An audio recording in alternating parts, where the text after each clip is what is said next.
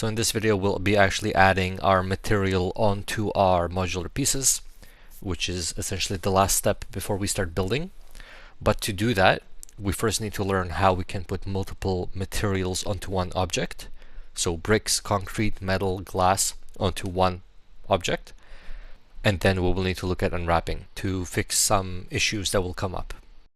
Okay, so to create multiple materials, head up here to where it says shading, so the shader editor.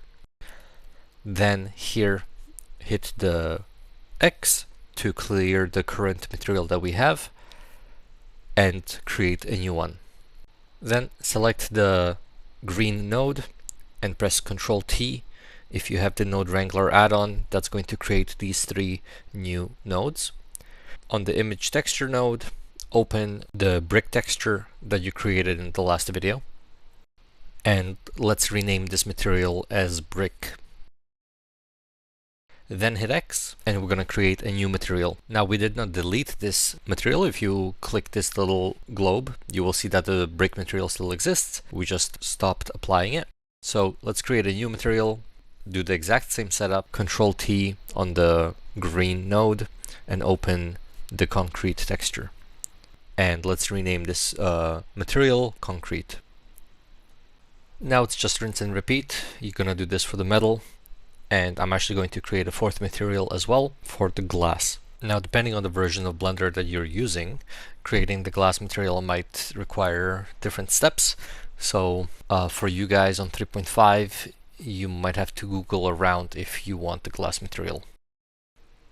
Okay, now I'm going to close this material.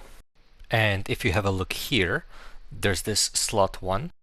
Because my object is going to have the brick texture, the glass texture, metal, and the concrete, I need there to be 4 slots. So I will click on slot number 1 and then hit the plus signs here. So I have 4 different slots. Now, with slot 1 selected, I will select the material called brick. Then I go to slot 2. I select the concrete material, slot 3, the metal material, and slot 4, the glass material. But you'll notice that all I see is the slot 1 material on my object, which is the brick in my case. So if I want to assign different material to different faces, then I have to select them in edit mode. Then I hit on slot 1, I select whatever I want, so glass, and then I hit assign. And you can do this for everything else. So here I'm selecting the windows for the metal, and I assign the blue material, and finally the concrete, and hit assign. So now I have my panel created, and you can play around with the material here. In the next video, I will talk about how we can add more detail to this. But for now, this is good enough. Okay, so at the start of the video, I mentioned that there would be some problems with UVs, and this is what they are. It's these streaks that happen when you're looking at your object from different perspectives. From the front, it looks good, but from the sides, it will not. So to fix this, we need to mark our seams, which is step 1. And step 2 is packing our islands. What do I mean by islands and what do I mean by packing our islands? These are islands. So anything that is connected as one piece would be considered an island. Anything that's a separate piece would be a second island. The islands automatically create when you mark seams and you unwrap. So let's just do that. So I'm going to mark this as a seam. And the reason for that is I want this top piece to be one giant piece. This right here, including the top bit and the bottom bit, would be a second island, which means that I have to mark these as my seams.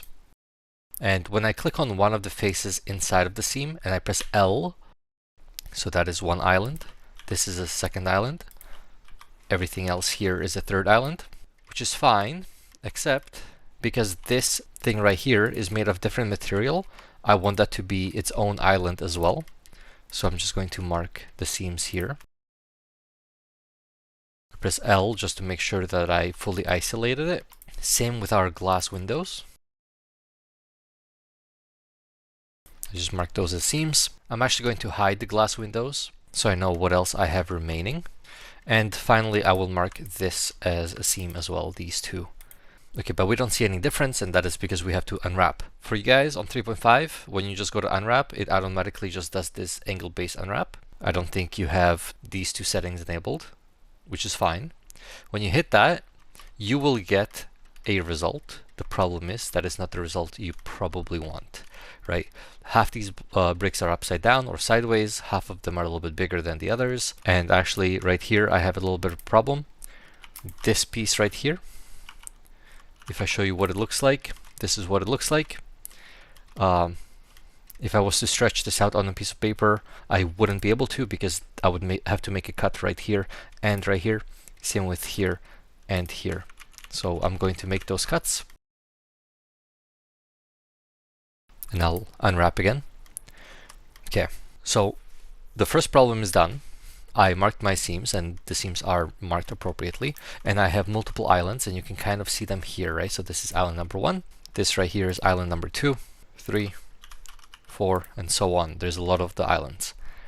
The problem is I need to now shape the islands around, so I need to like rotate it so that I get the result I want.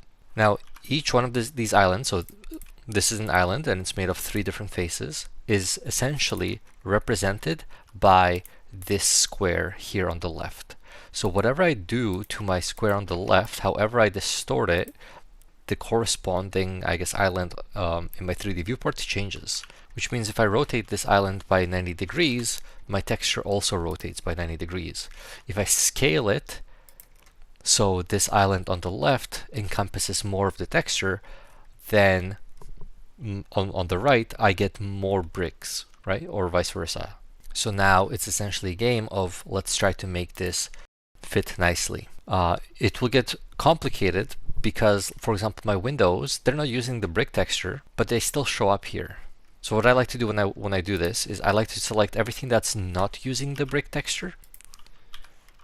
So those objects right there, and I hide them. I pressed H. Now I just have my bricks. And what I will do is I will unwrap this again. And you see you get a better result, but it's still not that much better. So now we need to flip half of these islands so that they utilize the entire texture here and they're facing the right way. So I'm just going to select the bottom one and I'm going to work from bottom up. Okay, so I click on the bottom faces, I press L, so it selects all of the ones that are linked. Then here in 3D viewport I can move it around, and I know I need to rotate it by 90 degrees, so I hit R and I just type in 90 and I hit enter. So now I have this bottom one, and I'll just leave it up here just so I know that at least I did something up there. Then I'll click on the next one, so which is this one, and move it up. This one on the school, the bricks do go up and down, so I will leave them here. So I'll just move it up. Then this piece, it's already facing the right way, so I'll just move it up here. And I'll move them close. This piece right here is also, I will say, for the project in the right direction. And finally, I have this piece right here. I need to rotate that one by 90 degrees, so R and 90. Okay, now I'll move these ones out of the way for now, and I'll work on these ones. So I already have a setup here of 2 array modifiers of count 3 on both of them, and one of them has the relative offset on the x-axis and the other one on the z-axis, so that I have a 3x3 grid.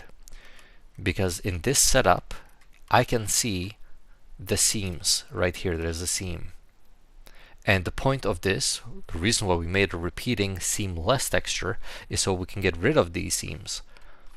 So why do they show up? Well, they show up because our UV unwrap here is not going all the way to the right, or it's not going all the way to the left, because our repeating texture repeats on the boundaries. So we need to be a little bit smart about this. So I'll just bring the UV texture here somewhere in the middle, and I will scale it until the left and the right hit the boundary. So something like this, and I make sure that the right is also hitting it. I'm kind of extending here, so I have to make it smaller and adjust. There's a few ways to make this a little bit easier, but I'll just say that this is good enough for now. Okay, so they're left and right.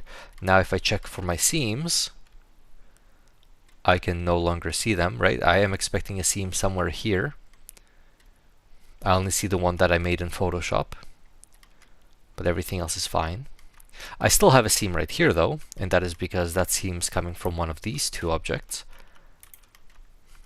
So for that, you can play around with either the scale. So I'm going to tackle it one by one. So I'll play around with the scale. Something like that. And if you move the position, you can move it up and down. This top one is also due to the scale. So I'll just kind of do this. And I'll just say that's good enough. Okay. Now there'll be one more seam. And that seam is going to be between this one and the piece above. So you can see it right here.